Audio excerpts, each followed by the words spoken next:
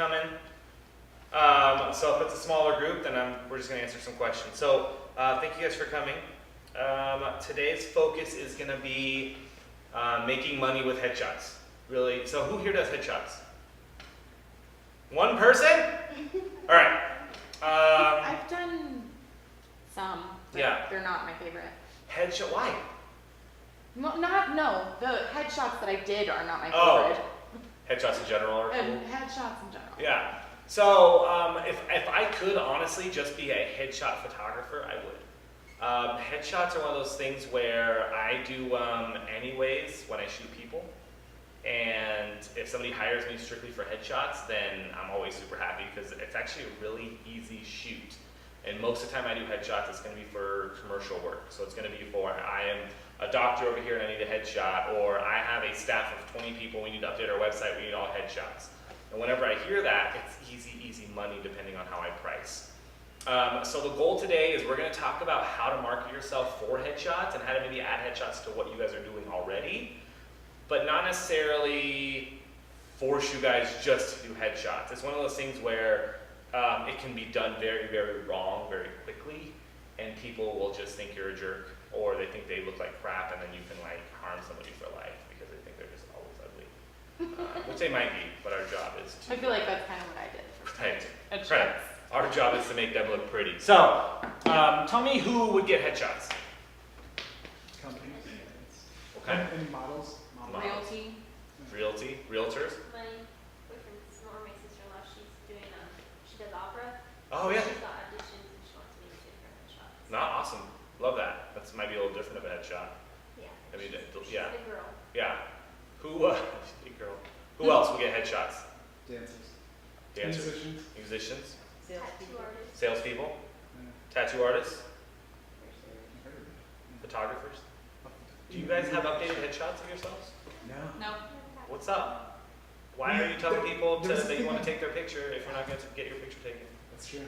Wait, is this a sales thing for you? Yes. For $29.99. Okay, well, just so you know, I had planned on asking, but. I'm going to move this a little closer.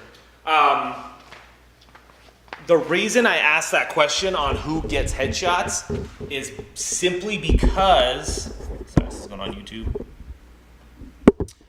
Is simply because every single person can have a headshot, which makes your guys' market of making money a lot wider than, let's say, boudoir, or let's say wedding, or let's say engagement. Does that make sense? So in order for you guys to be a little more successful at what you do, adding that headshot to your portfolio, to your repertoire, will just automatically make you more money in the end game. For example, a few months ago, I was about to go to Arizona for spring break, and I wanted to make a little bit of extra money. And so what I did was I created something called a headshot-a-thon. Whatever a thon means, like you do as much as you can in a short period of time and then rock it out. So I had a session fee and I had to buy whatever. I ended up making $3,000 in 3 hours. It was packed in here. I had way too many people than I thought, but it was a quick way for me to make some extra money. And I started to think, I'm like, how come nobody else is doing this? Like, especially at Hatch. Like, haven't seen anybody else doing like mini sessions, headshot-a-thons, anything like that, where you can literally just have it set up right here, and people come in, hey, what's going on? 5 minutes headshot, cool, I'll send you some digitals, you buy what you want later. It's the easiest way to make money. Holiday times, you can do kids' little Christmas party, or kids' little costumes in here. You can have a little set, they can do costume dances and all that fun stuff, make some extra money. But really, we're going to talk about the art of doing a headshot and making money from it. So, since none of you guys have really done headshots, we're going to kind of talk about beginning to end, if that's cool. That's off kilter and it's annoying the crap out of me, sorry. It's like bent. Hey, buddy. You guys can find this on the YouTube. And then this is for Tony Montgomery, who's not here and wants it recorded. Okay, so everybody needs a headshot. Most of the time in everybody's lives, most people will only do 1 or 2 headshots in their entire lives. Really, headshots happen mostly because an employer is assigning somebody to do headshots. You guys actually know headshots a lot because of school photography. The reason that school photography is actually a thing is, yes, it's for parents to see their kids going through school, but really it's a headshot for the district of every school to know who the people are. For instance, if somebody goes missing, the first place they go to is a school and say, we need a current picture of this person. So that's why they're all headshots to go into something. So their permanent record has a current headshot of everything. That's why headshots happen. Those photographers that would go in would do a quick 1-2 minute per kid max, make $15, $20 per kid, and at the end it's just a numbers game. You have 2,000 kids at the end of the day, you make $40,000. It's a nightmare. It's a freaking nightmare, but it's a way to make money, right?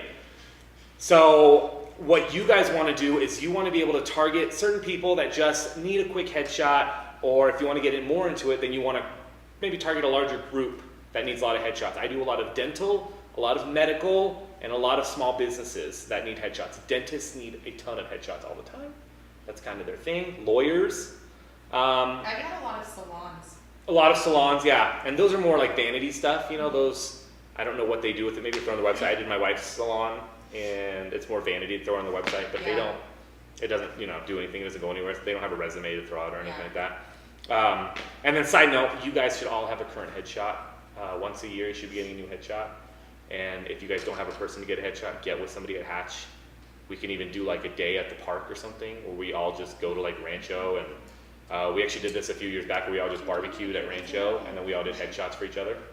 So we can easily do that. If you guys want to do that, somebody has to set it up. That's not me. And happy to make it happen. I love. Set it up, dude. I would love to do that. That would be Set it awesome. up. Yeah, town hall meetings, whatever. Just get it going. Create an event, and that's it. Just get a good date, everybody together, and then we'll all be there. Maybe most of us will be there. Okay, so how would you guys imagine pricing headshots? Because that's actually what we're talking about. We're talking about money here. How to make money. So how would you price a headshot? And I'll kind of tell you how I priced it at the beginning and why it was stupid. So I just, and I probably feel like this is totally wrong, but I charge $125 for the headshot, per headshot, but that includes the photo Okay. at the end. So it includes one photo. Like it's like a package kind Right. of thing. What if they want another photo? Yeah, and so I upload the photos to my Gallery. site. Yeah. And then they just tell me the number, and then I give them that one photo. Okay. What if they want another photo? What if they what? What if they want like 2 photos? I usually just give them that too. You just give it to them. That's You my just problem. give it to. What if they want 3 more photos? I felt it. Like, Yeah. So like What if if they they're want like, all the like, photos? 1, 2, and 3. I'm gonna be like, yeah. Right. You're kind of on, you're actually on the right track of Yeah. everything. So the thing with headshots is that you have to remember that it's a very low select process. If you guys can imagine, like say you need a headshot to send for an application to like a game show, you're not gonna need 10 photos. You're gonna need like 1 photo. Knowing that, if a photographer prices it, say, oh yeah, I do $20 for a headshot, that's a lot of work for 1 headshot. Know that headshots also, when we're going to edit that headshot, we're editing them at a little more fine detail than if we were doing a model full body or a family shoot. Would you guys agree? Because you're getting closer to the face. They want their acne gone, they might want chin up, they might want, things done to their face that don't look like them.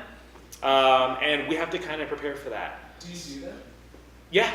Yeah. So headshots are one of those things where when I send them their gallery, I send a proofing process as well. So here's how I do things.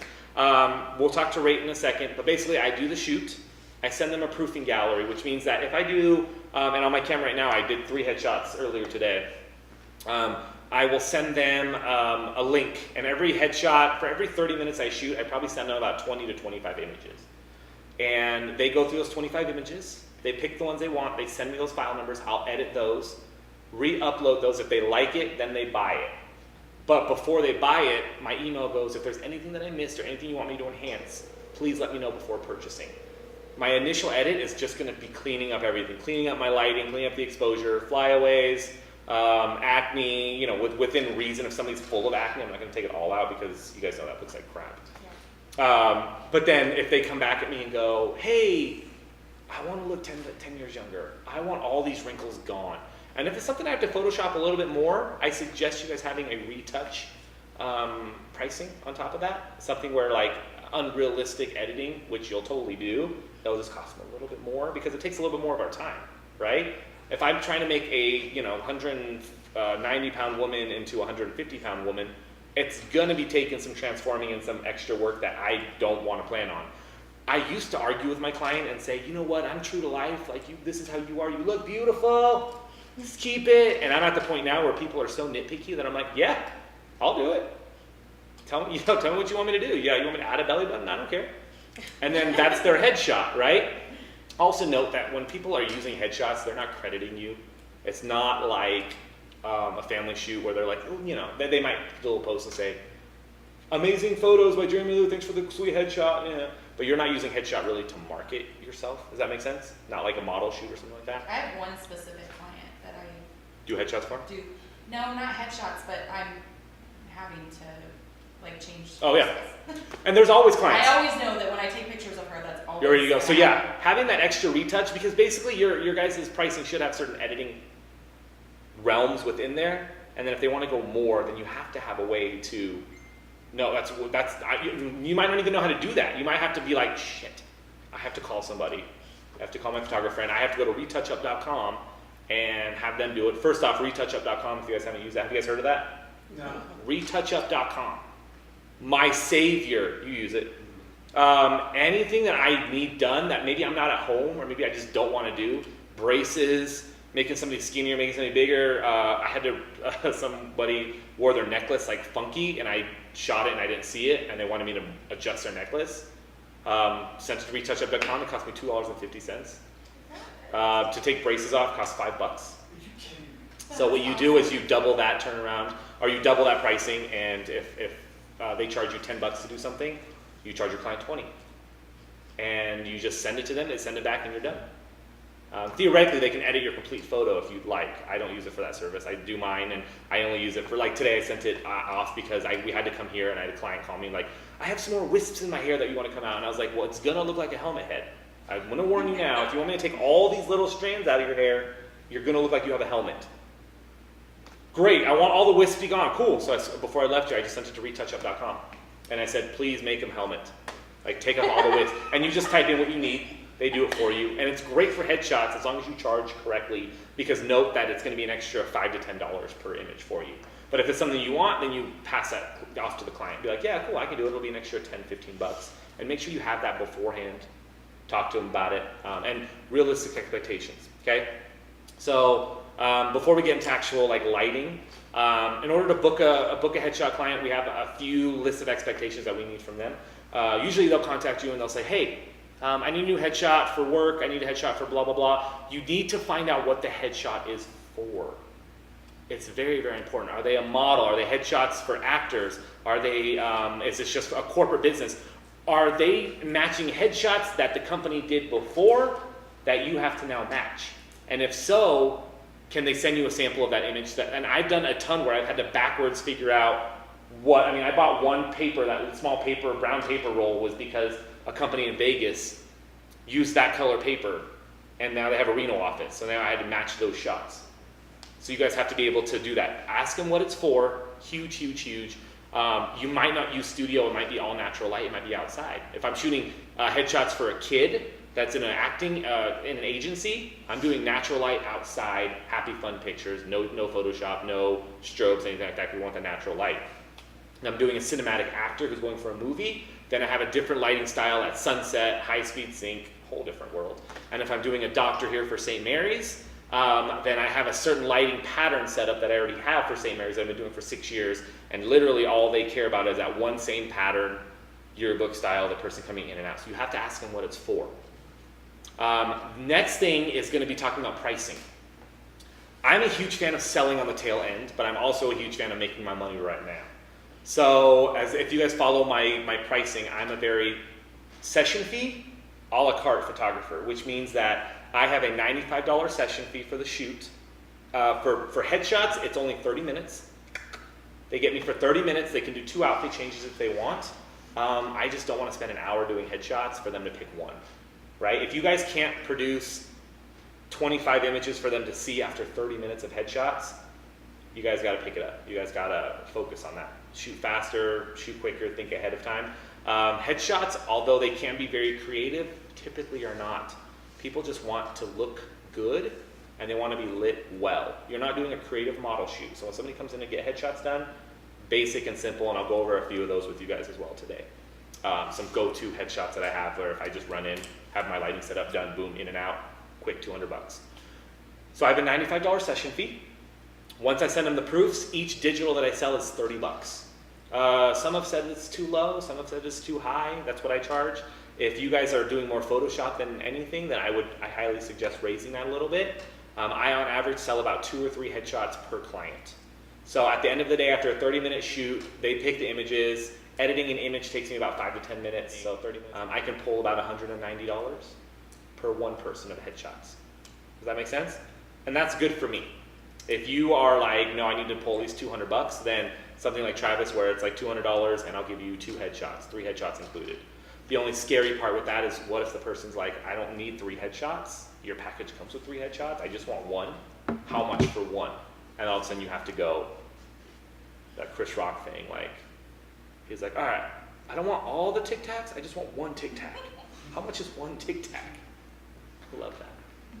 I'll give you $1. Does that all make sense so far? Okay, so the next thing I do for my headshots, and this is huge because people are very, very vain, and you have to make sure that they are prepared for this headshot, is I send them a tips email about a week before the headshot. And this tips email is all the annoying little shit that I tell people anyways, and they don't listen to me. Like they get on the phone, hey, what's a good thing to wear for my headshot? And I'm like, blah, blah, blah, blah, blah. How should I do my hair? Blah, blah, blah. Should I get my haircut like right the minute before? No, don't do that, please. Don't get your haircut right before. So you tell them all this stuff on the phone, and then they come in and they've done it all. Haircut, they're wearing stripes with like oranges on them, and you're like, what? Okay, I'll shoot you. The only issue with that is that you only have 30 minutes. I only have 30 minutes to shoot them. If they come in with something wrong that I cannot Photoshop, guess what? I'm gonna have to reshoot them. They're gonna come in, whether I decide to charge or not, it's extra time out of my so have a tips email. A few good tips are solid colors are amazing. Dress to impress, depending on what they're doing. So if they're a doctor, come in a full suit and tie, dress to impress. Haircut done about a week before. Have it professionally styled. Here's a list of makeup artists, hairstylists that you can contact. If you guys have homies that are hairstylists and makeup artists, get them on your list. In turn, let them know that you're on they're on your list, and so maybe they'll put you on their list. And so if they have any photography needs, they're like, oh, they're already referring me, so I'll refer them too. It's a good idea. And depending on the headshot itself, you might have to remind them to bring pants. If you decide that you want to shoot something a little bit lower, and that sounds weird, right? But imagine like, I don't know, a lawyer coming in, I'm just getting headshots. And then they wear like shorts.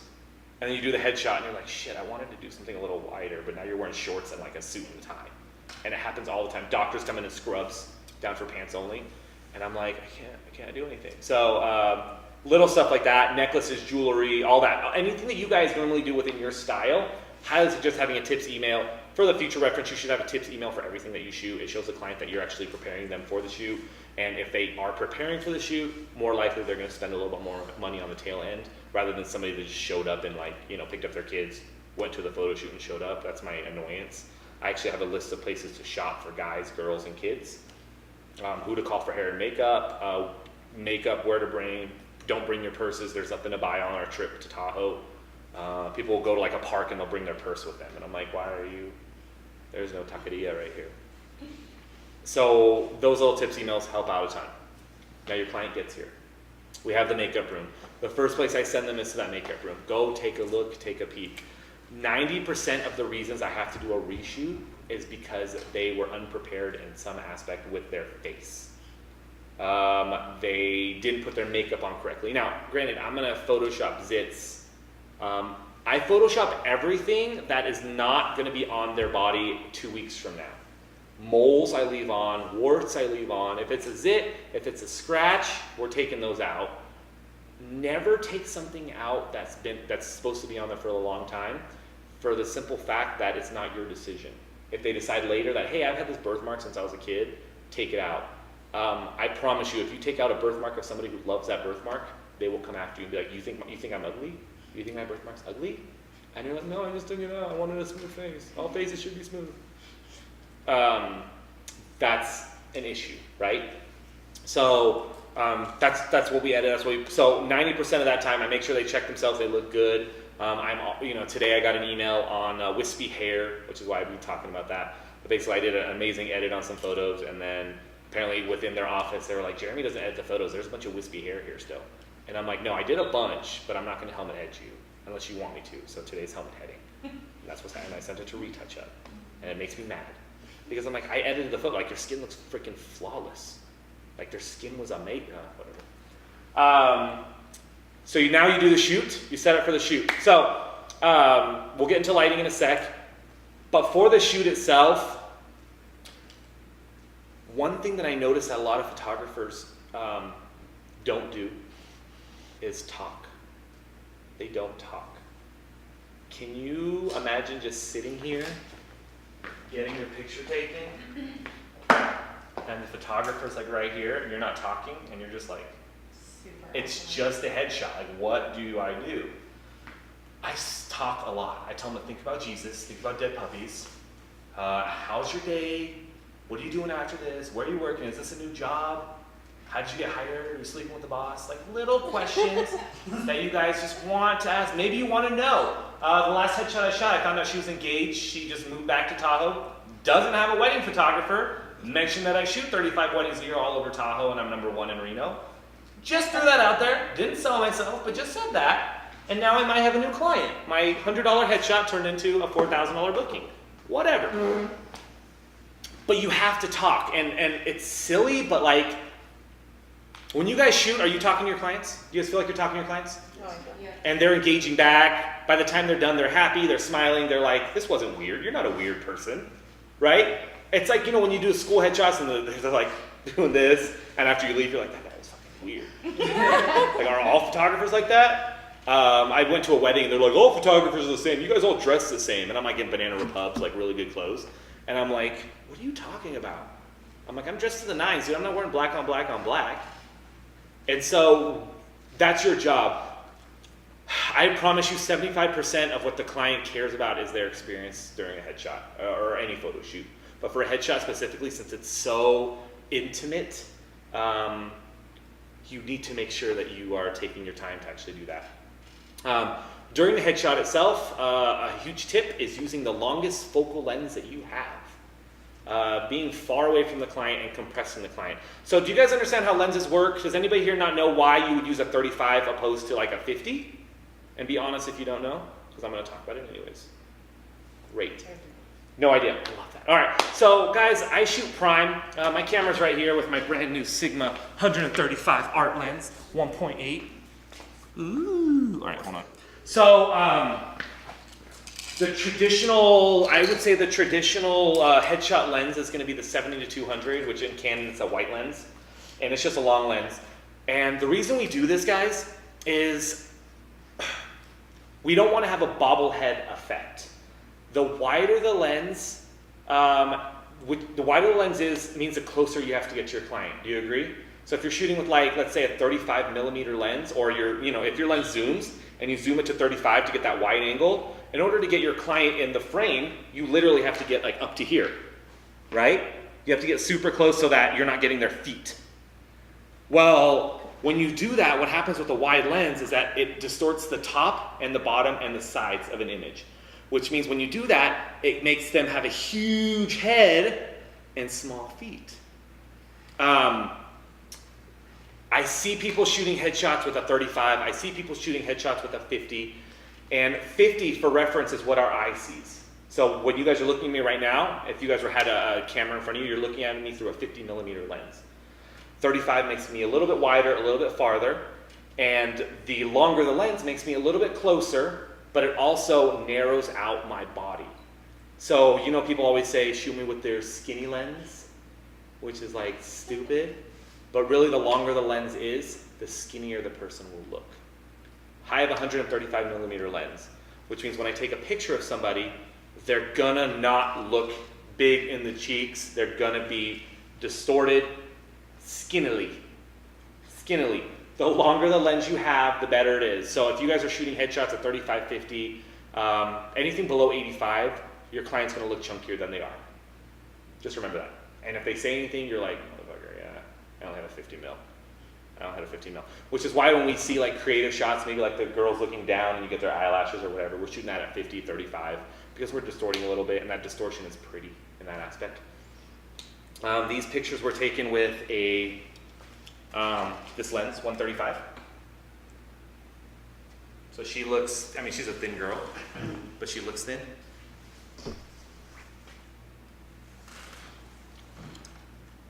Cool. Yeah. So is that just your headshot lens? No, I just got this, so I use it for portraits. Uh-huh.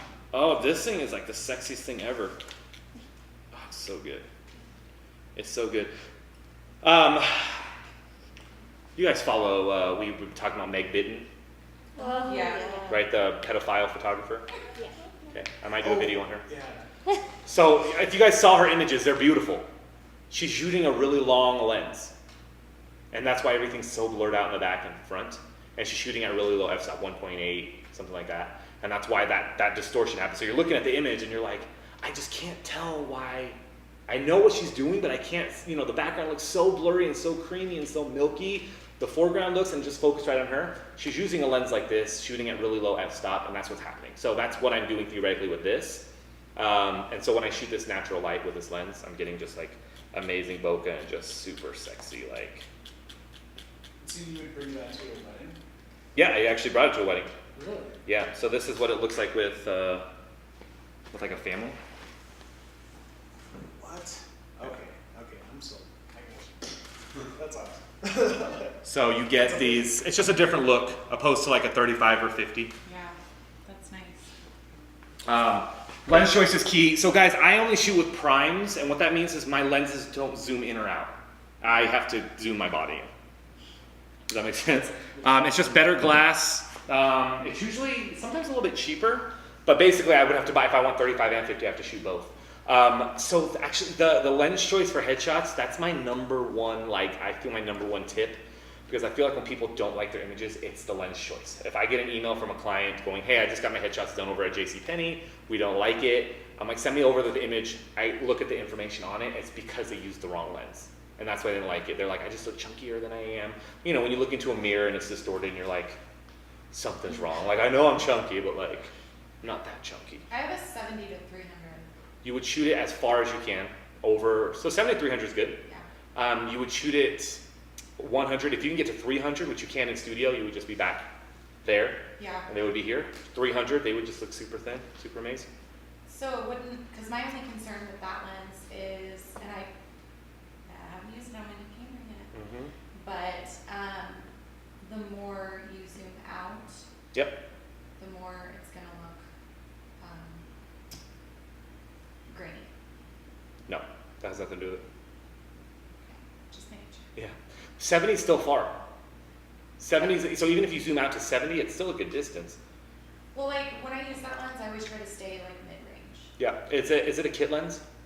No. 70 to 300? Yeah. 2.8? 4.5. Okay. Yeah. So I'm just curious. So if you have a 70 to 200 in your bag and an 85 1.8, which one would you use for a headshot? The 7200 shot at 200. 85. So the 70 to 200, just so we can talk lenses, is usually maxed out. The f-stop will open up to 2.8. Mm-hmm. Your 85 will open up more to like 1.4, 1.8. And that 1.4, 1.8 will make a background creamier. So if I'm shooting outside, I want to shoot at 1.8. I'm going to use my 85 because there's no way I can get that with the 70 to 200. When I'm shooting these headshots in here, usually for corporate things with my flash, my f-stop is usually 5.6 to 7.3. I'm not shooting at 1.8, 2.0, 2.8. I'm trying to get stuff clear. I'm not trying to get creative with them. Because I don't want their eye in focus and their ear not in focus, and they're like, I'm trying to send this in for my medical, whatever, why is my ear like blurred out? And you're like, oh, I was being creative. I'm shooting this at f, and so we'll kind of get into that too. But that's why, so I would use that. That's why your lens at 4.5 to 5.6 or whatever is totally fine as well. Yeah. But if I'm doing natural light stuff outside or creative stuff where I'm shooting, this goes to 1.8. So today, I use this lens at f7. So 1.8 had nothing to do with it. The reason I bought the lens for that 1.8, it cost me an extra, let's say, double the price because it can go that low. didn't affect today's shoot at all. Don't they say though that primes are just always sharper no matter Yes. what f-stop? There's more focused glass. Like the glass that's in your prime lenses do the job better than, because if you imagine something that zooms in, there's multiple pieces of glass that have to move around every time you zoom in and out. Yeah. So if one piece of glass in there is not as sharp, it'll affect the whole thing. Yeah. That's super. Yeah. Don't quote me on that, YouTube.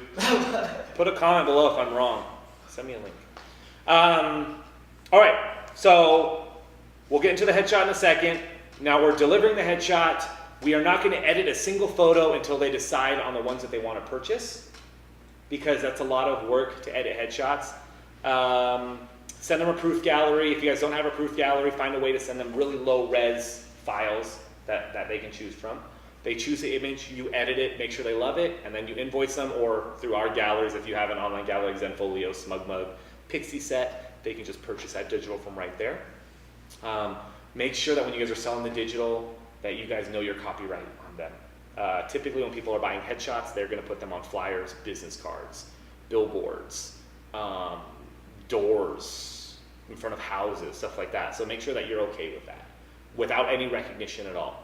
So I always tell them if they want me to edit it and they don't want me to say that I've ever shot it again, then I have a commercial use for that, which would be $300 per image. If they are okay with me keeping my name on it, and they don't make money from it, they don't profit from it, like they don't put it on a t-shirt with like a weed sign and like they're trying to sell CDs from it or whatever, then it's only $30 for the image.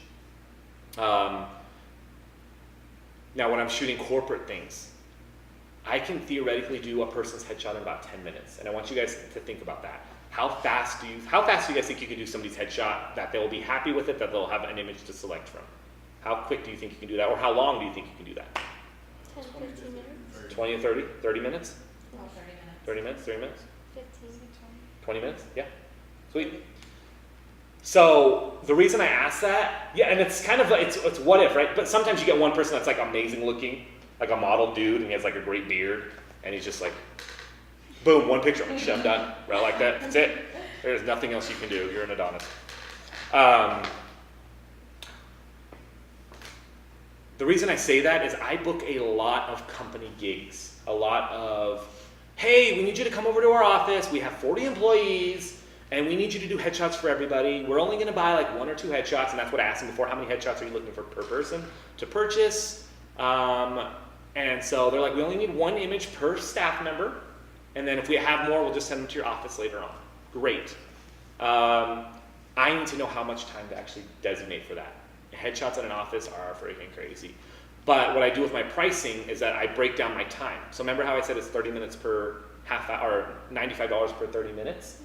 I know that I can get a person done with their headshot with 5 to 10 images ready for them to choose later on in about 10 minutes.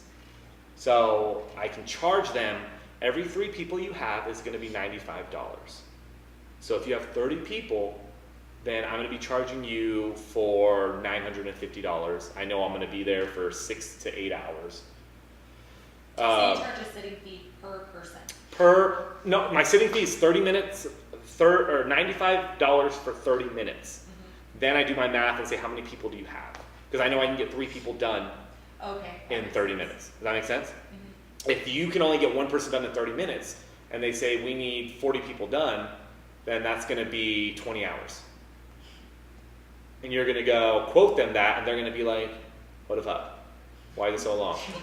And so that's what I want you guys to think about. And you really won't know until you start doing headshots and you kind of figure it out. But there's a little style, there's a finesse to it. And really it's about getting people to smile a certain way, to look good, to feel good. And I'll give you guys some tips on how I pose my clientele, on what I'm looking for, and super simple, super easy stuff. Do you ever, so once you send people back, do you ever call them back again? So say like, one time I was shooting and the lights totally changed outside. Yeah. And the first photo I got of the day was different. Yeah, and then. So I try to shoot indoors, like when I'm shooting staff stuff like that. If I'm shooting outside, it's typically a shorter, quicker day. But yeah, you kind of go through. If they're shooting outside, they're already hoping for some sort of natural light or more refreshing looking photos. So the background's not going to worry them as much. Does that make sense? Well, So it's still the time. The whole color of everything changed. Well, that's where your lighting comes into play, and you have an assistant holding reflectors. Lighting is your world. So if you're shooting at Rancho and the sun's changing, then you have to move them with the light. You have to move your strobes if you're using strobes. If your assistant's there, they have to hold the reflector a certain way.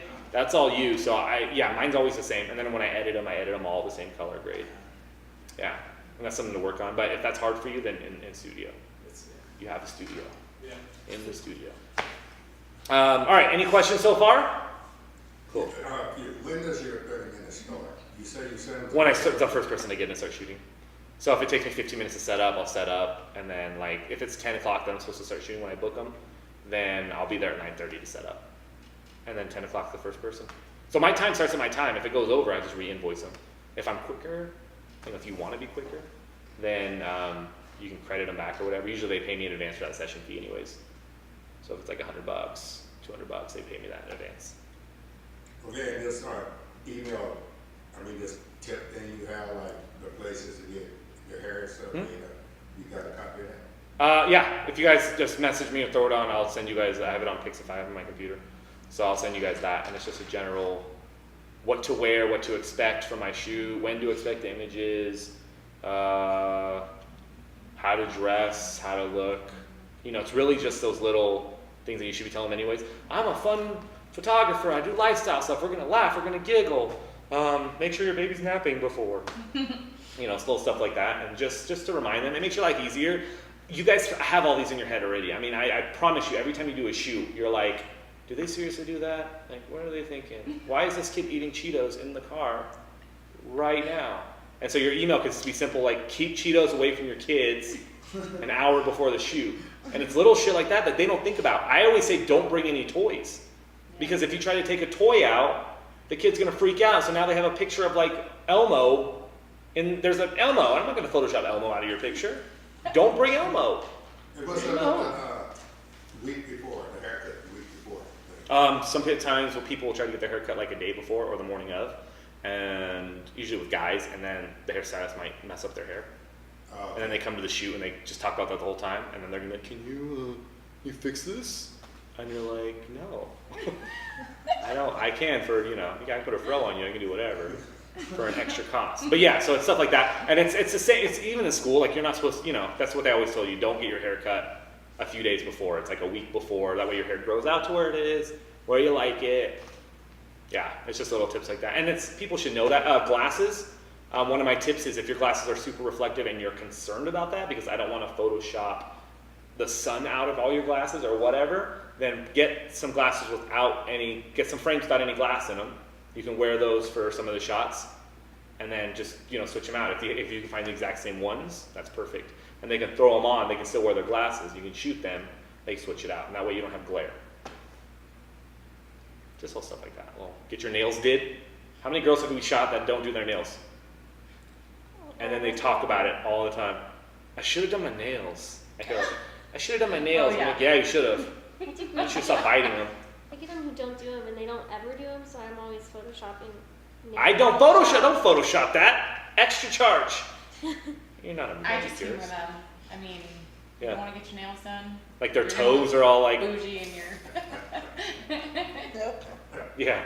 You're like, I'm like, I wasn't like adverse to toes, but like now, I is. Okay, I'm gonna bring you guys kind of over here, so you guys can get up, move around a little bit. So, every time I do a headshot, hey camera, come here baby. Oh, 16 minutes, I like it. All right, so, it's pretty simple. I'm gonna kind of guide you guys on how I set up headshots. You guys are more welcome to steal all this information if you want. Headshots are in and out. That's how I like to think about it, right? So you have to have some setups that are go-to for you, that you guys can just rock in and out, not even thinking. The first thing that I do is my camera settings are always the same, and this is going to be for your lawyers, your doctors, your corporate headshots. Simple background, we need to send a shot out to our employer or whatever. We want an award, they need to put it on a billboard or something. We just want a generic white background, gray background, whatever. The settings for this are going to be very simple. 100, 100, 6.3. ISO 100, shutter 100, f-stop 6.3.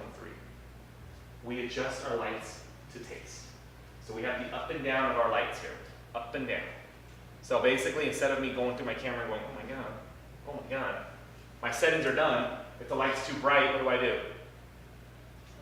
Bring it down. If it's too dark, what do? Super simple, right? That's all we're gonna do. We always have a 3-light setup. We don't always have to use 3 lights. The setup I have right here is a 2-light setup, and the 3rd light I can play with. So, how do we want to light the face? Do we want to put more? How would you guys light a face? Like, what do we want to see on the face? Do we want to see it like fully lit, like lit on the side, lit from above? What's a good like general? I like seeing it lit from above. Like Yeah, lit from above? little Like butterfly lighting? Yeah. I like the shadow. What if you have a giant nose? Oh. Right. Okay.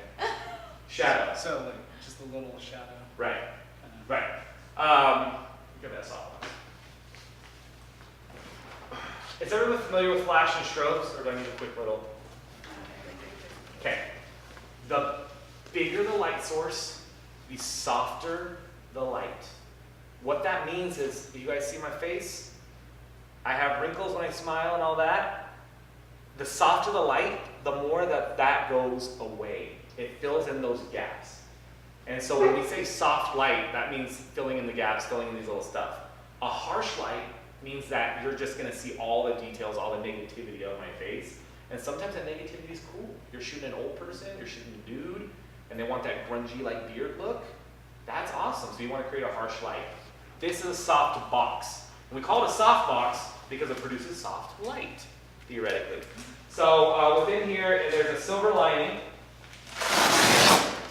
And then we have a diffusion panel, which creates a softer light. So basically the light's going in and it's going stop, and it's softening up. And then it's hitting this one and it's softening up again. So why would I use a soft box? Who would I use it for? Who's your ideal person I would use it for? Like soft light that they want their skin just like smooth as shit. Models. Women. Children.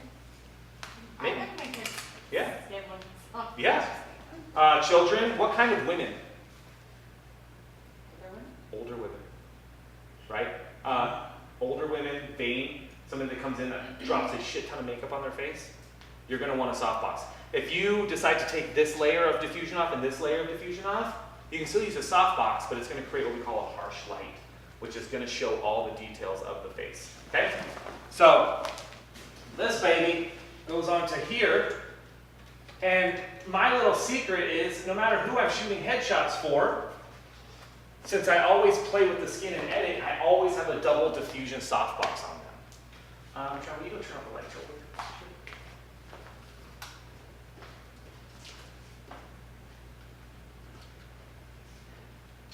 Bitch. Cool. All right, can everybody see me? Should I turn on the other? No, this is cool. You guys can come over here if you need to see. Okay, so I'm gonna sit down. We'll kind of talk about that in a sec too. So, what are you doing? If you guys look at this light, tell me something about this light that's happening right now.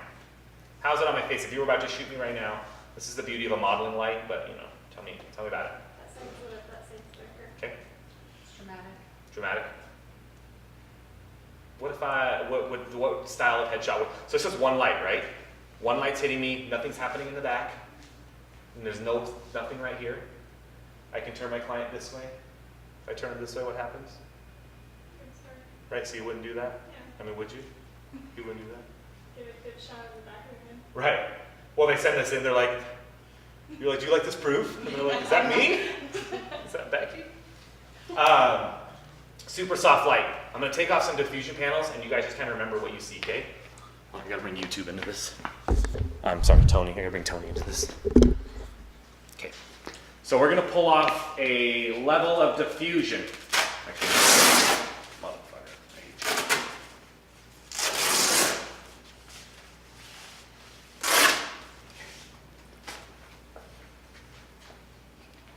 Can you guys see any more details of my face? It's brighter. Obviously it's brighter, right? Because we don't have the diffusion. So I'm gonna do this.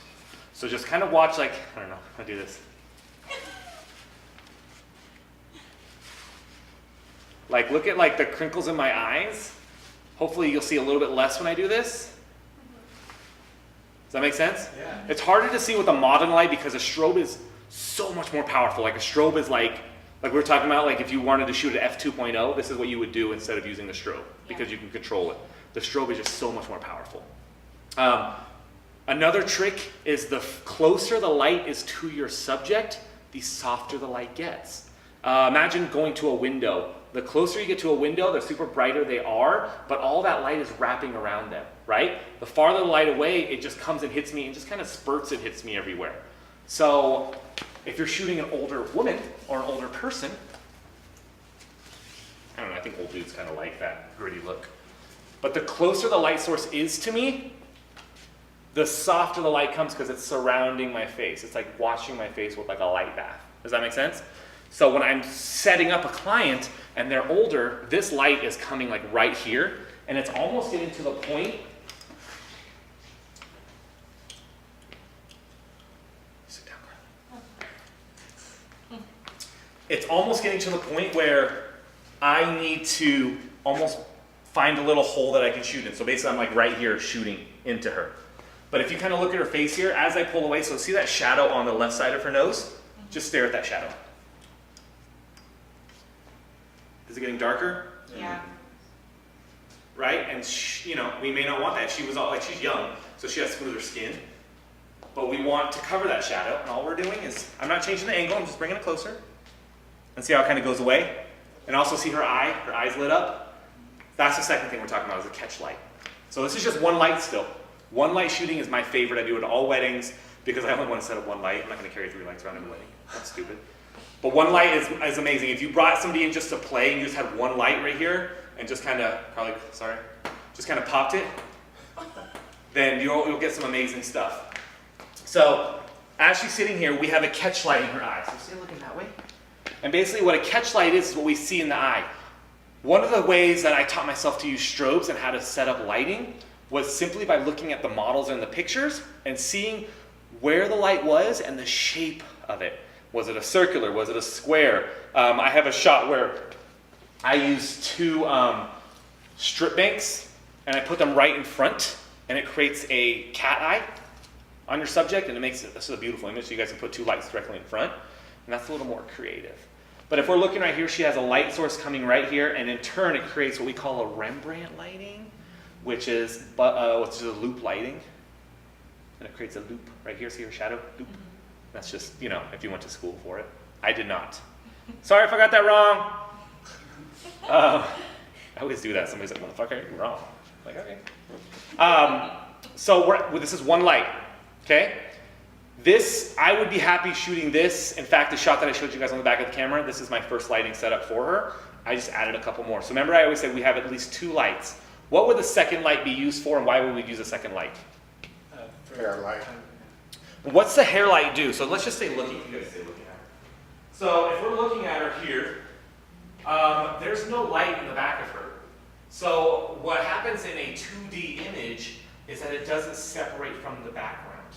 Does that make sense? So basically, if she was wearing the same color white as this, wouldn't she just blend in?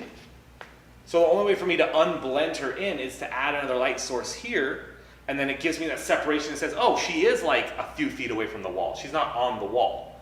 And that's a huge mistake a lot of photographers make. Travis is actually really good at this. If you look at his images, we talked about this last time, he has images in the back, and basically it separates your clients from the back. It makes your images go from 2D to 3D, or the illusion of. They're not going to pop out of the page, but it's going to show somebody, oh, there's actually something behind them. They're not blending into that thing. It's really hard if you're shooting, like, say, a gray backdrop, they're wearing a gray jacket, or a black backdrop and they're wearing a black jacket. All of a sudden, they blend in, and you look amateur. Quick tip, shoot down onto your subject always. Try not to shoot straight on, and of course don't shoot up, because that's weird. Like, don't do that. You always want to shoot down just a little. I always stand at their eye level, and then I go up just a little and tilt my camera down, and I grab that shot. As far as the softbox goes, this is actually too low. I always put the bottom of the softbox to the chin of my client. So I kind of do this. And then once I see their chin, that's the height that I want it. And the reason I do this is a hot spot of your flash is going to be directly in the middle.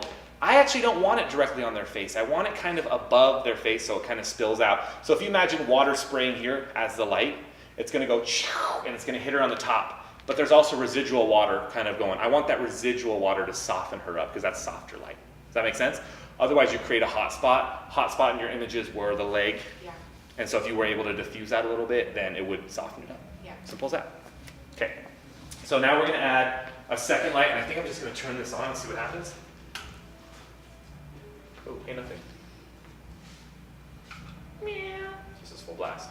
All right, what's the first thing you guys notice here? The hair lights up. We can see hair now. The nose shadow went totally almost away. Do you guys see that little shadow on like the right side, or the little light on the left side? So you have a light right here. I'll sit there. Hop up.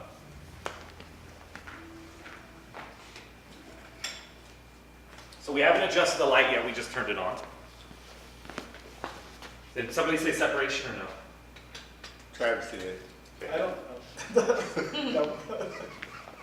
Thank you. Okay, so as of right now, this is super low, but I'm gonna leave it there. So you guys should see a light hitting me here. This is my main light, this is my light source. This one's power is usually, let's say this is 1, okay? This one is usually a little bit more than 1. So if you had this at half power, I would do this half power up just a little bit more. I want that a little bit more powerful than this one. Just a little bit, and what it does is it's gonna focus on that highlight. So you guys should see a highlight here, maybe here, and that's separating from the back. I want this to look natural, so what we're gonna do is we're actually gonna raise it and tilt it down at this same angle.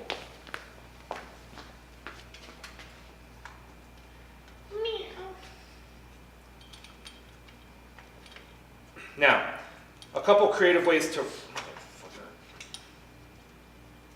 What's happening? Oh, okay. I think something's wrong with that. So, we're separating from the backdrop now, but we're also adding depth to our image. We're adding a little bit of hair light here, so actually focus on the hair light. Really, really great for people with dark hair to kind of show. The only bad thing is if you were shooting somebody with light, wispy hair on a dark background, you're gonna see that wispy hair, so you gotta be prepared to do that. So if you have your option of shooting a blonde person, you might wanna use a white backdrop, same lighting setup, and then the white just kind of goes into the white. Does that make sense? The hair light is a creative tool for you. You just have to separate the back. Sometimes photographers will do this, sometimes we will do this, and we'll kind of put it above, high up like that. That creates a hair light, and this kind of hits the shoulders as well. This setup right here that I have for you guys is an easy go-to every single person's gonna look great on, no matter what. So if you have a headshot and you don't know what to do, this is money. Now you have a third light, right? The third light is just gonna be super creative. There's a couple things you can do. Ooh, sweet. So I'm sure you guys, I don't know if you've seen, there's always some headshots, like a gray backdrop with like a spotlight in the back. And that's just pure creativeness. So what we can do is we can actually put a light here, and we can put a reflector of this little round thingy, 7-inch reflectors, and we can actually spray the light onto the backdrop wherever you want. So as you move this, as I'm doing whatever, I'll just probably grab this, it'll be easier.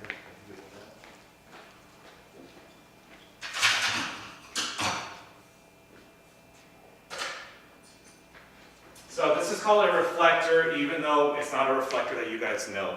It's still called a reflector, okay? So if you watch the light in the back, so right now it's spewing everywhere. Now it's just gonna spew there. This is called a grid. Narrows down my beam.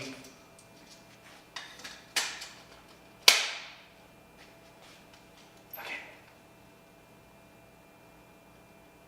So, if you're shooting your client and you have the light in the back, now you have them lit perfectly cool, but how cool would it be to have this extra light just going in the back, and people are like, what's that light? The only issue is if you're reshooting this with multiple companies on different days, just remember where you put that light, because I've had to go back and like, goddamn, up high, down low, like where's this light coming from? Some people will put the light, you can put the light down below. Since it's a white backdrop, I can actually put a gel on this and get a different color.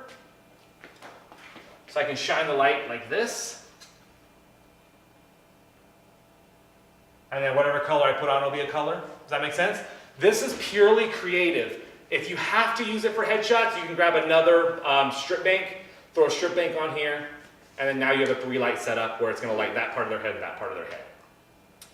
So a lot of old school photographers are going to come at this video and this workshop and go, you don't have any fill light. Do you guys know what fill light is? It's a light right here. It's a light right there. Now, we have 3 lights set up. We like this. What's a quick way to add some fill light without adding a light? Oh, A reflector. Cool. I don't know if you guys know that I have these things. They're awesome. Watch. Just don't block the backlight. Opens up. Look at this. Instant fill light. Real quick, right? If you had an assistant or the luxury of an assistant, there's a small one over here. Charles, will you sit down with us? Have a seat, have a seat. Oh, you gonna miss it? Yeah. So we're looking at a mirror. Oh, he has glasses on, so it's actually a good thing. So if you guys look at his face, you guys see any reflection in his glasses? yes. Well, look at my angle. Like where you would be shooting from. Yeah. Yeah. Cool. Why is that? Soft light also, glasses are theoretically mirrors, right? Yeah. So as long as it's not right in front of him, so the number one thing that I always hear from people with glasses, like I got my headshot done and my reflection's in there. That means the only reason that happened is because they put the light like right here. And it's a mirror, it's hitting back. So if my mirror, if you have somebody with glasses and you can angle it, hey look, no more Photoshop. You're cool, you're done. So we have the light source here to make this a little bit easier for you guys to see. I'm gonna turn this on, but look how cool this looks on his face right here. You guys see that like highlight? It's just it's just way cooler than like that. I mean, that's a good headshot. We're gonna get some good stuff, but it's just boring. Then you add this. Cool. So if you look at the side of his face here, you see that change? So we're adding fill light to his face.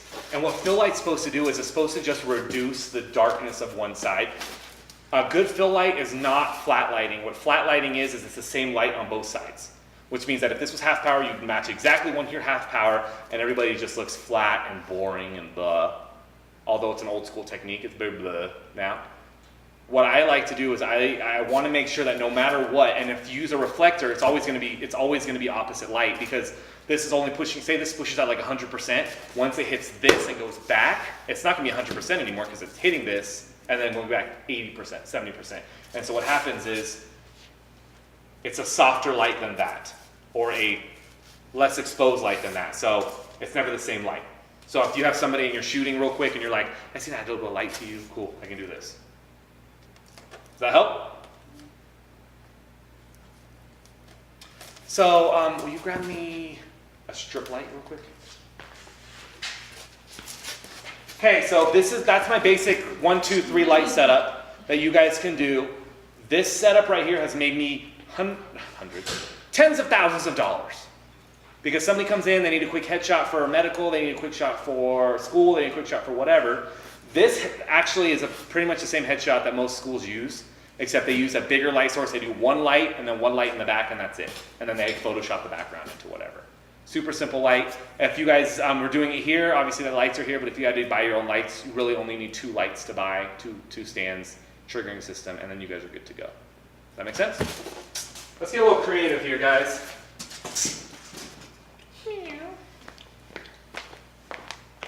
Carly, have a seat. So before we add that, we can always do the light like this, and then right above, and this creates a butterfly lighting of sorts, and we call it a butterfly because right below her nose, although we can't see it right now, should create a little butterfly. That's why they named it that. That's why they did it. Cool. With this lighting, you can always add the back to separate as well, but this is just a cool, fun little extra lighting. So the last one I want to show you guys, just a fun little one that I like to do. Okay, sorry. Lo siento.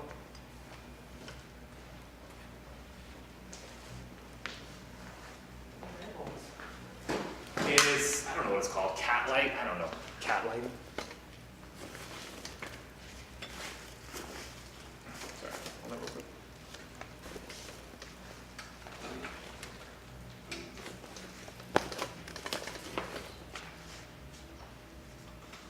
So if you can get your lights far enough and lower power enough, you can shoot this at, like, let's say f2.0, f2.8, and what happens with that is that it focuses on one area and then blurs everything else out.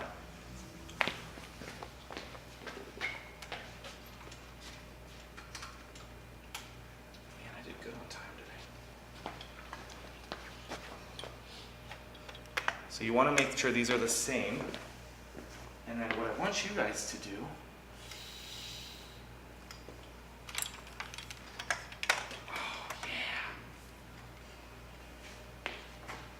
okay, go and look at her eyeballs. Actually, let me show these people first. Hey, buddy. So guys, can you see this real quick? I'm going to show you that distortion. This is on 11 millimeter right now. If you guys want to look at my camera real quick, just in the back of this vlogging camera. See, as I get closer to her, how she starts to distort? Yeah. The further away I go, and then if I were to zoom the lens in, see how she's not distorted anymore? Yeah. And this is what I'm talking about, the bobblehead. And people will try to shoot that on like a 35, 50 mil, and the bobbleheader. That's not as sexy as you think it is. All right, so look at her eyes, everybody. If you notice, you can see the catch light in her eyes. You gotta have to get close. I think you guys have to get in there. Just get into this little hole. And I'll sit there so you can see this. That looks so cool. Right, so if you're able to shoot this, you'll get this really cool light. This is theoretically what we call a flat lighting, but since there's no light in the back, and I have a ton of headshots that I've done with this for guys, and it's really, really cool, they always end up buying it because it's just so different. But basically the focus will hit her eyes and then everything will kind of blur out in the back if you can shoot it at 2.8, f2, 1.8, but remember the power has to be really low. I actually suggest us doing it on this light. And of course we have the ring light to do the same thing. Hop up, I'll show you. I can't see anything. So you have like the cat eyes, right? Mm-hmm. And then so when I focus on the pupil and then all this just blurs out, like the ears go blurry. There was a book done, a black and white book, of a photographer who did only that style shot, and he put them all together and they looked epic.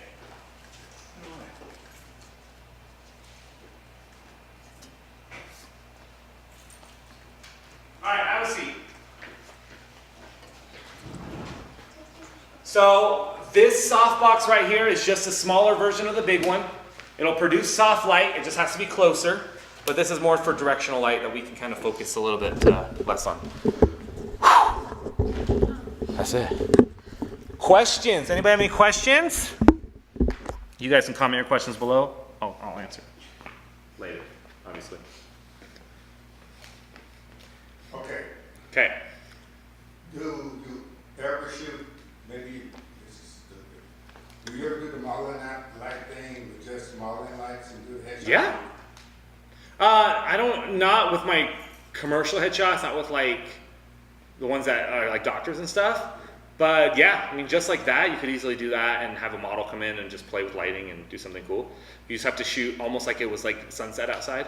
So your ISO would be higher, your f-stop will be lower, and as long as your camera, your exposure meter shows you correctly, then you can get those shots any day. Yeah, modeling lights are great for anything with enough power. We've moved to the new one with the bulbs broken right now, so we're getting a new bulb. But it has a way higher LED light. These are regular lights, so they get hot. You're talking about the blue one? The blue one. Yeah. So the model light still works on it. So you plug that in, turn the modeling light on, it's super bright and powerful. Those boxes right there in the back are LED lights as well. You just plug them into the wall. And then those will create, and actually great for boudoir rooms, you just put them on the ground and just create like really cool light, have them lay down. Yeah. It's all about experimenting and playing. I showed you guys a couple different lighting styles that I use, but of course that's my go-to. And then once I get my go-to, then I can play. If I have time, or if I'm in, if I feel like I want to do more for my clients, then I'll do that. But if I know they're coming in for 1 or 2 headshots, just get what I need to get and then bounce out. Ways for you guys to make money on this is simply doing announcements that you guys do headshots. You guys can have a headshot day where you just come in here, hang out, set up your headshots, and just get people in and out. Everybody needs a headshot. So if you guys need to make a quick $500 this month, I highly recommend booking a studio out for 3 or 4 hours, blasting it on Facebook, and you'll get that $500 that day in headshots. There's no reason not to, and it was kind of my quick trick on what to do, and I just don't do it as much anymore because I have like headshots that I do. Any questions? Yeah, that was a great background. Would you change anything? If it was a great background? No. That lighting in the back, which I'm gonna turn off. This light in the back would show up a little bit more in light. I love using gray backdrop no matter what, if I have the option. The only thing that I would have done differently on this I didn't talk about is when you shoot with this backdrop will actually go to a gray because there's no light hitting it. If you want to make this a white backdrop, you need to add a light source to the back to overexpose it. Does that make sense? So if I put a light on here, the more light I have, the whiter it gets. So if you need a pure white backdrop, you need to make sure there's a light designated directly to the background. Otherwise, even if it's a white piece of paper, it will go gray or light gray. But no, I wouldn't change anything. I wouldn't change anything. And of course, the closer the subject is to that wall, the whiter it'll be. And then that tethering cord you have, Hmm? would you use that? I don't use it, man. Like I have it, I tested it, I just don't use it. But you can, it makes you shoot slower. So headshots are gonna shoot slower anyways. Take a picture, do not count. I see a lot of photographers do 1, 2, 3, 1, 2, 3, 3, 2, 1. That's so creepy. I watch it, and I'm like, by the time you say 3, I'm like, 1, 2, oh shit, he said 3. 3's gonna happen, 3's gonna happen.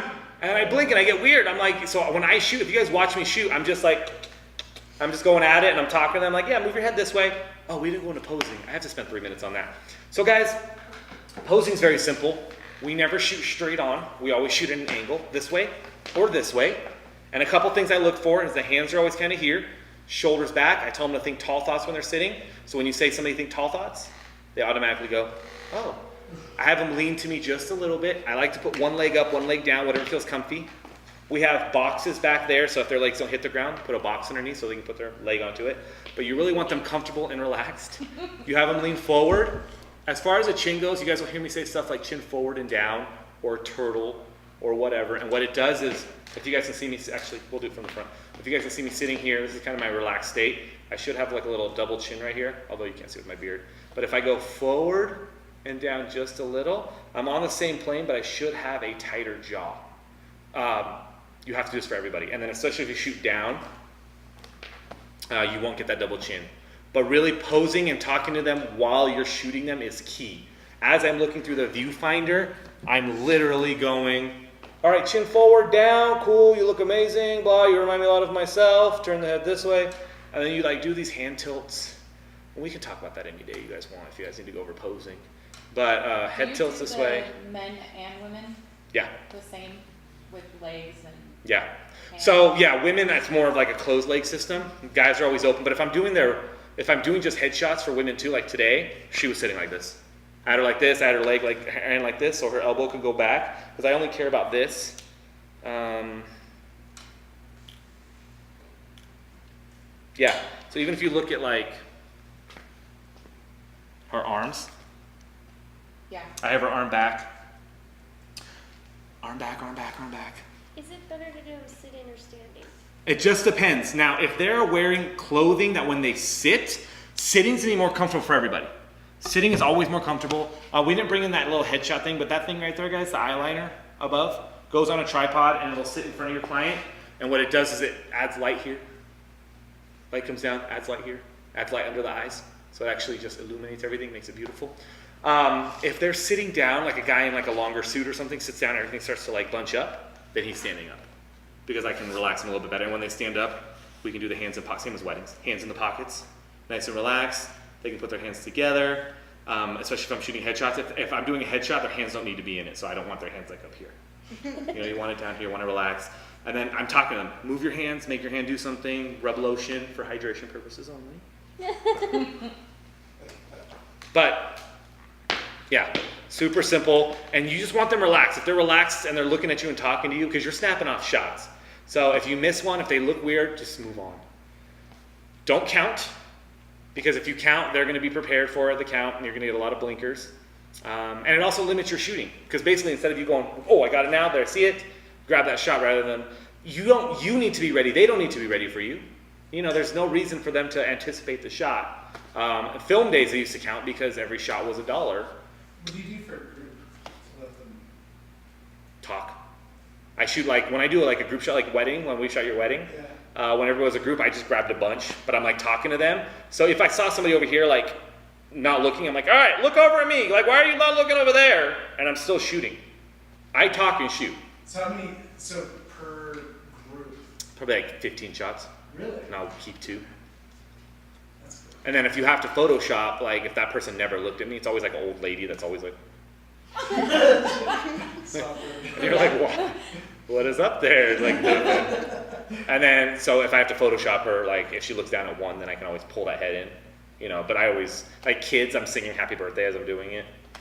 So headshot could be, that's Headshot is here to right above the chest. And then you can always do a headshot, a 3/4 is down to here, and then a full body's all the way down. It is okay to have a headshot come down to here, as long as their jacket kind of comes to a close. You guys when you're looking at it and their jacket comes here and you cut off here, it looks like they're wearing a dress. It just doesn't look right. I highly suggest shooting a little bit wider than you normally would and then cropping in post. Remember, you're not editing until they pick the image, so it's okay to overshoot and mess up a little bit, because you're not going to actually edit that final image until they pick. So it's just going to be one image you're editing, and there's going to be 20 images. What's that? When they pick, you gotta pay something. Yeah, they buy it.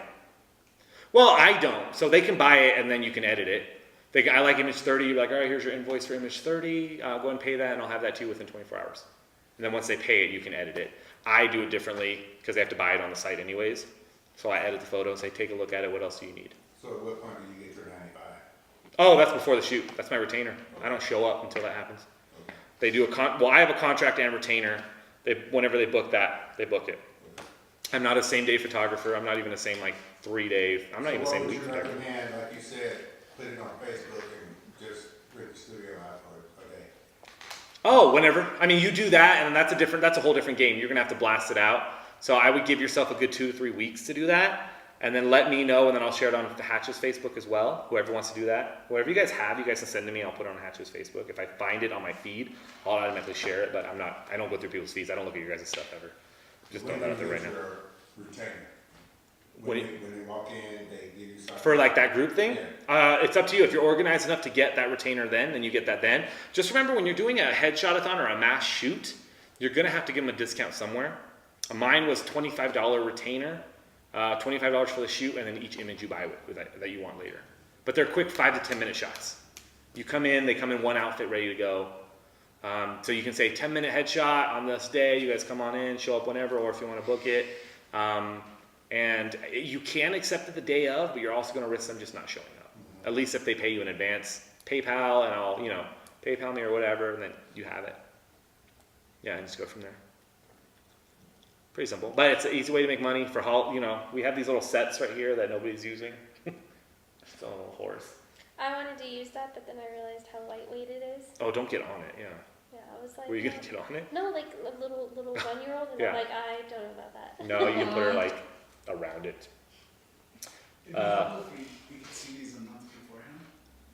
But we have them as long as we want. I mean, but when Halloween comes up, and if you guys need a set, just let me know, because they basically message me I'm like, just whatever you have, because nobody's using them. But if you guys want to do a Halloween set, we can do a Halloween set. We did one at the old Hatch. Obviously, it was a lot easier because we had scary stuff. I remember that. Yeah, so I did that, and I had kids come in, and it was free shoots, but it was a $5 download per, and I think I made $600 Wow. in an hour, and for $5 digitals, it was pretty good. And it was more for the community. It was more for Hatch. I mean, I made all the money, but It was cool. But yeah, if you just have like an open day where like, yeah, we're doing scary photo shoots in here. You guys come on in. We have candy and come in dressed, and you guys get a quick photo shoot, and we'll put on a gallery and just buy it for $5 each, $10 each. Send them away. Send them, get their email. Send it to them later. It's cake, guy. There's like no reason why people just can't make simple money from that. It's what they fucking do at like Meadowwood Mall for Santa, except we're just way cooler. Like Santa's like, yeah. I look at their light. They use one light, one Novatron, which I don't even know when that stopped. Straight down on them, and then they just one picture because then it prints right away. Do we know a Santa? I mean, 'cause Yeah, I Charles. Santa? Will you be my Santa Yeah, Claus? I was gonna ask Oh, Santa, have you been tanning? he does it for all the kids in Oh, the family, really? Yeah. so I'm just gonna I need a Santa Claus. You can just throw that on Craigslist. Play a chubby dude to come and dress as Santa for 3 hours, So creepy. $100 I bucks. get like Frank Gallagher or Craigslist, you're something. gonna Yeah. get some pedophile. Yeah, you get Meg bitten. Might as well. So I have a question about workflow. I'm sure Hmm? she does. If you don't mind going back to that. So I'm just curious how you do this. So you put all your photos up to prove. the Not clients all. go through, And they, So if I shoot 100 images, I cull them down. uh, I break them down to 20 to 25 images that are good out of there. So I take out a lot of duplicates, eyes closed, maybe the light didn't flash off on some of them, 20 to 25. Then I send them a gallery, a proofing gallery. So it's just a gallery that says proof at the end of it yeah. on all the images. So it's like Travis Wick's headshot proof, Yeah. 1, 2, 3, 4, 5, 6, 7, 25. Send that, and then in my email that goes to them says, please let me know which ones you would like me to edit. These are unedited proofs. They're not ready yet. So you're not having them buy the photos then?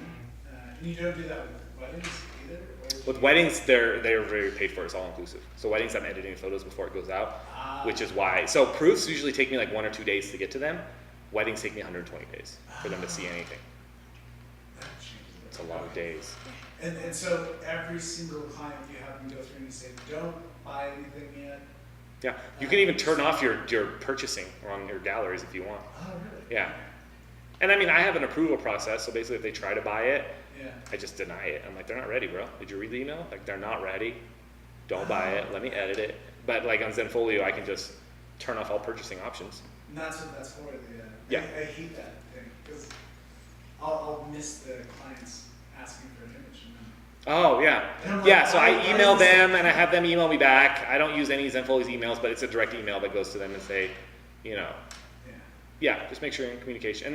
And yeah, I've never had an issue. I've never had a client miss that. But yeah, you really have to say they're unedited images. They're not edited. Hey, they're not edited.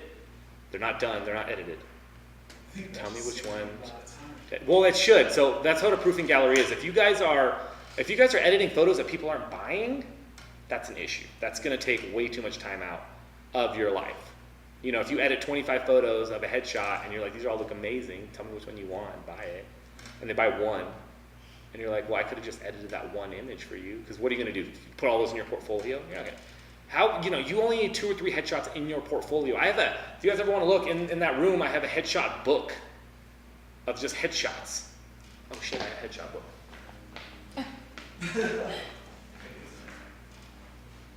I can change that. So, yeah, no, it's driving me nuts because I feel like I'm editing things that are just, Yeah. and then after, because I'm like, it's basic. Okay. I just have a headshot book. 2015. This is awesome. So just all headshots. How much was this book? Oh, really expensive. I would not recommend it. Get a different book. It's a cool Italian couture company that I saw at WPPI, and they were selling like everything, like buy your credit now for 50% off, and our books or whatever. But the design process on them, they're not intuitive at all. Like I had to Photoshop everything. I had they sent it back to me. I sent it back to them, and they were like, it just didn't work out. So I used my credit. Yeah, that's Valerie over at Wild River Grill. So look, 2 light setup. That's it. 1 in the front, 1 in the back. Done. Yeah. That's I'm a simple creature, guys. Anybody have any questions? Now we're gonna do headshots. Make the money. Make the money. Cool. I want to. If you guys have any issues in the studio as well, let me know. Keep me posted. I have not been in here. It's wedding season for me, so I'm rarely in here. So use the Hatch Associates page if you guys are needing anything. You ever work? I'm sorry. Go ahead. The good side versus the bad side of the person. Do you pay attention? No, to that? I don't fucking care.